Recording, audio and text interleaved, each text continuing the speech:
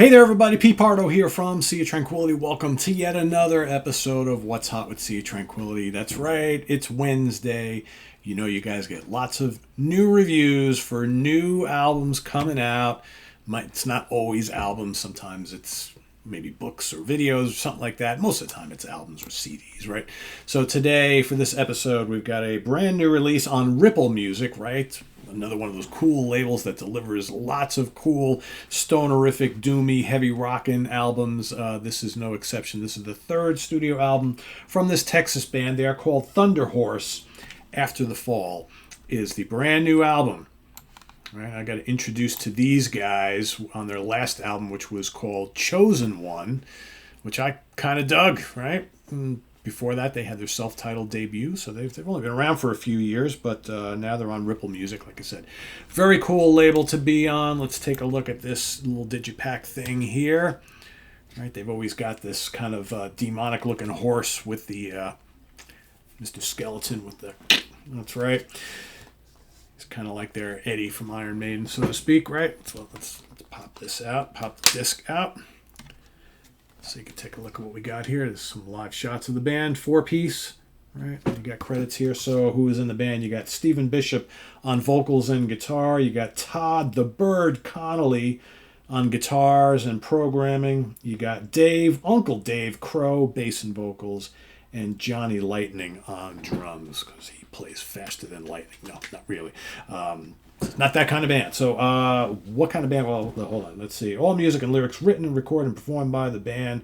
Recorded by Bishop, Connolly, and Crow at Chibolo Studios in Texas. All right.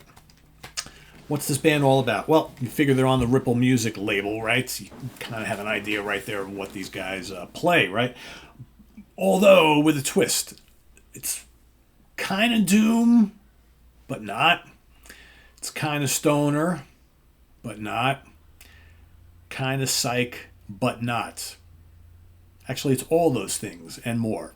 And it's kind of like just good old 70s and 80s heavy rock, all rolled into one, thrown into a blender. Out comes Troubled Horse. They kind of change things up from song to song on here. It's not one straight style all the way through, which I kind of dig. I love how they do side A and side B right here. They're like it's the vinyl album. After the Fall and New Normal are the first two tracks. Those are kind of, when I first heard this album, I was thinking, because I'm familiar with the album that came before it, I was like, okay, sounds like Troubled Horse. Like it, kind of stonery, right? Kind of heavy. But not too deep into, like I said, they don't go too deep into doom. They don't go too deep into stoner, but they absolutely embrace those things. Then you got Monolith, which to me is the best song on the album. Monolith just kills. That's pretty damn doomy, pretty stonery. Great, get this face-melting guitar solos on this album, but not like Speed of Light guitar solos. More like real gutsy, bluesy, heavily drenched in kind of fuzz and maybe a little phaser and things like that. There's a little Robin Trower in spots, little Zakk Wylde in spots. Really, really cool stuff. But Monolith is great. Big, epic, heavy, crushing. Love it. Then you got The Other Side, which is Other Side, the kind of Pink Floyd-y tune. I believe it is. It kind of reminds me of the middle of Metal, right? You got the two great songs that bookend the Metal album by Pink Floyd, and then you got those kind of like psychedelic, acoustic, folky things in the middle. That's kind of like what The Other Side is like. Pretty interesting. Didn't expect it, right? Then over on side B, you got the Crushing Apocalypse, which is really good. Inner Demon is excellent, right? That's obviously a story about dealing with demons and addictions and things like that. Very cool. Aberdeen is very doomy. I really like that a lot. I love the chorus, and then it finishes it off with this kind of like psychedelic track called Requiem, which is really cool. So yeah, really, and they totally sound like Texas. Some of these like Texas like doom stoner bands, like Wolfat is another one. They do sound like they're from Texas. It's almost like they're like, okay, we're going to take like ZZ Top as like a framework, but we're going to add all sorts of other shit. We're going to throw Black Sabbath in there. We're going to throw Pink Floyd in there. We're going to throw this, that, and the other thing in there.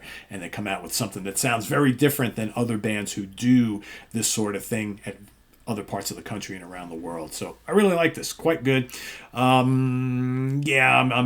somewhere between a 3.5 and a 4 out of 5 star. It's somewhere in between 3.75. I don't usually do that, but yeah, something like that. I really dig it.